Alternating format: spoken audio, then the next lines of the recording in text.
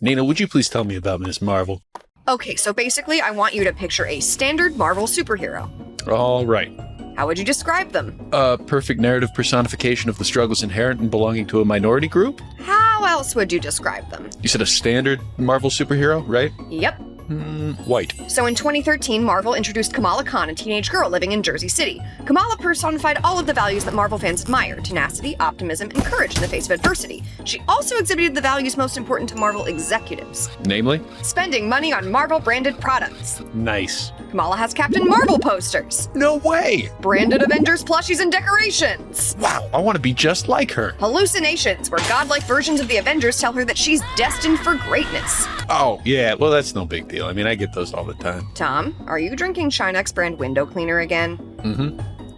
So what's up with these hallucinations? Well, Tom, Kamala is an Inhuman. Do you know about the Inhumans? Please, assume that I know absolutely nothing. The Inhumans are people who get wild and wacky powers when they're exposed to science fiction vape clouds and then form a cocoon around themselves and then leave the cocoon. Yeah, that just sounds like X-Men with extra steps. It is, and when those extra steps happen to Kamala, she cocoons up good, has a dream where Captain Marvel talks shop with her a little, and then she wakes up blonde and white. The same thing happened to me. I just quantum leaped into this body like 30 minutes ago. Aw, drink your blue juice.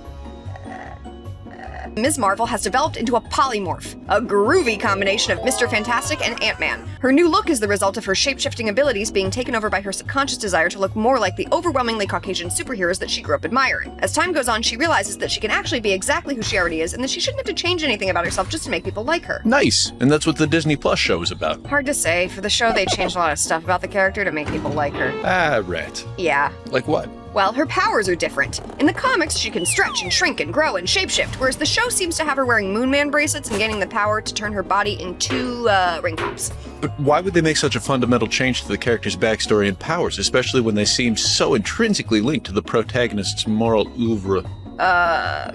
Excuse me? Why girl no stretch on TV? Oh, there's an easy explanation. See, Disney is trying to make a lighthearted, superpowered high school romp, not the Ms. Marvel body horror half hour of power. What do you mean? Who was the last CGI stretchy character that you saw in a movie? Mr. Fantastic? What about before that? The other Mr. Fantastic. And before that? The other Mr. Fantastic. And did any of them look good? No, they looked like something that Guillermo del Toro made out of silly putty. Yeah, believe me, sparkly space bedazzling was the pragmatic choice. So what can we expect to see pulled from the comics, if not, the main character? Hard to say, Tom, but it does not look good. Kamala probably won't be up against her original nemesis from the comics, since it's a giant cockatiel with the mind of Thomas Edison. Man, this stuff really gets you where you want to go. She won't get her first superhero team-up since it was originally with Wolverine, and the MCU has a strict policy of only bringing mutants to the table if it means that they get to kill Professor X on screen for like the 6th or 7th time. I love it when Professor X dies.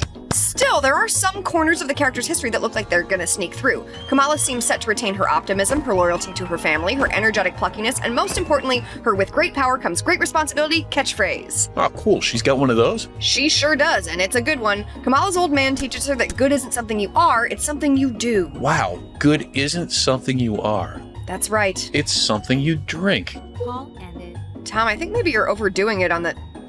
Tom? Today's episode was brought to you by Shinex brand window cleaner. All the clean with just half the calories. Buff them guts with Shinex. Hey, it's Tom from OK So Basically. If you check your email, you'll notice that I just sent you a picture of what your kid was wearing to school today. Make sure and like and subscribe, and check out this next video for a good old time.